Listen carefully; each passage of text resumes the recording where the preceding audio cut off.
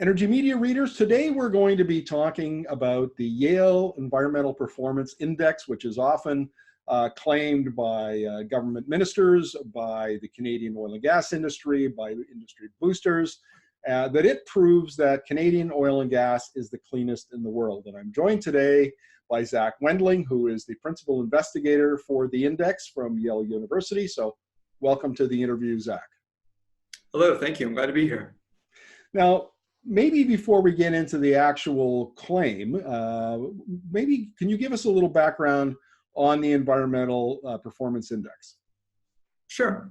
So the Environmental Performance Index, or the EPI, is a project of collaboration between Yale University and Columbia University. For over 20 years, we've been producing the index. It's a scorecard. In 2018, the most recent report came out scoring 180 countries on 24 different metrics of how well the countries are protecting human health and ecosystem vitality. Terrific. Now, the claim by the industry, let's say, is that because Canada has the highest performance rating of any oil and gas producing country, that therefore automatically means that the Canadian oil and gas industry is somehow high performing and environmentally responsible. So clean oil and gas. What are your thoughts on that? Well, the first thing I would do is question what the relevant reference group here is. If you want to say major oil producing countries, that would also have to include, or should include, or maybe could include, Norway, which ranks 14th on our report, and the United Kingdom, which ranks 6th. But even if you wanted to constrain it to a smaller club of oil-producing countries, the question remains why that's a relevant comparison group for Canada. Because then you're comparing to countries besides the United States, Russia, China, and some of the Gulf states. And being distinct from them on environmental performance should be fairly easy for a wealthy democracy like Canada. So it might be the case that the oil and gas industry in Canada is very clean. I just could not say that the index that we produce would support that claim. That's a very good point, and I suspected that was the case, but we'll get you to explain that in a little more detail. So we should point out that Canada ranks 25th overall in your index, and I checked the climate and energy performance, and it's 137th out of 180. So let's talk about that for a little bit. What kind of metrics are measured in the climate and energy part of the index? Yeah, so we have this overall issue category score for climate and energy, and that has several sub-scores that are based upon the emissions of different greenhouse gases.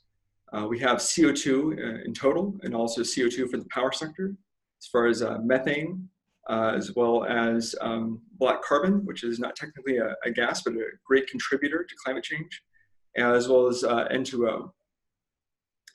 So we look over a 10-year trend, is that going up or down? As well as right now, what is that compared to the size of your economy? And as you suggest, Canada being a large oil and gas producing country, actually does not score very well in our 2018 metrics. Now that's very interesting. Now, would this particular group, so the part of the index, would it capture things like environmental performance, remediation of oil sands, tailings ponds, that sort of thing? So that's a great question, and it brings up the interesting point that oil and gas development has lots of effects on the environment besides the greenhouse gas profile. Unfortunately, we're not able to capture all of those in our index. There are several metrics that don't exist at a global scale. So we can't say anything about some specific concerns people would have about oil and gas development. So overall, we can maybe say something adjacent to some of the effects that people would be interested in, but it is not specifically an index meant to capture the cleanliness of oil and gas exploration and development. Now, one of the things that occurred to me when I was reading the claims and in fact going back over the index is that Alberta is one of 10 provinces and 3 territories, and it seems to me entirely hypothetically possible that you could have 9 really, really clean, high-performing provinces, and Alberta could be a very low performing province, but that wouldn't be captured. That kind of granularity would not be captured in the index. Have I got that correct? That's correct. We look at national averages or something that's going to be an agglomeration of a lot of provincial level performances. This would be especially true in the issue categories where Canada scores the best, which would be about protecting human health. And that is obviously going to be much more heavily influenced by what is happening in cities. So more urbanized provinces would have a greater weight in those scores than something that is more rural like Alberta. Is there any intent going forward to change the metrics around the climate and energy part of the index, and so that we can maybe make a more accurate comparison around oil and gas, the hydrocarbon industry in general? So we're always pushing for people to develop better data, better metrics, collect more information, especially at a global scale, so that we can make these kinds of cross-country comparisons. We're currently refining our methods for the 2020 release, which will come out in June of this year. So I can't say right now, without having everything in front of me, how that might change the rankings and scorings. But in general, I think it behooves people who are interested in how their countries are doing to not only look for international comparisons, but also baseline comparisons, to look within your province or your country to see what kind of data are out there and how they've been improving or falling over time, using yourself as your own reference point. And that would be, I think, is something very appropriate for citizens and stakeholders to push for, is better data collection so that you know exactly how your environment is doing. Excellent. Now, Zach, that's all the questions I have. Is there anything that we should have talked about that we didn't talk about? I'd say that one of the most important ways of using an index like ours is selecting an appropriate reference group for your country. The claims that you've talked about today are about looking at Canada versus other so-called major oil producing countries.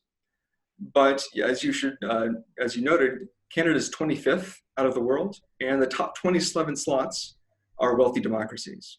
If that's your relevant comparison group, then Canada is not doing that well. It's not the first out of that bunch. So I think that's the most important way of framing how you want to talk about cross-country comparisons is, to whom are you comparing? Is it going to be other countries that have the resources and the potential for scoring well? Or is it going to be something more arbitrary, or that could be more convenient to telling a certain kind of story? Zach, thank you very much for this. Really appreciate it. And we'll look forward to chatting with you again when the 2020 version of the index is released. All right, thank you.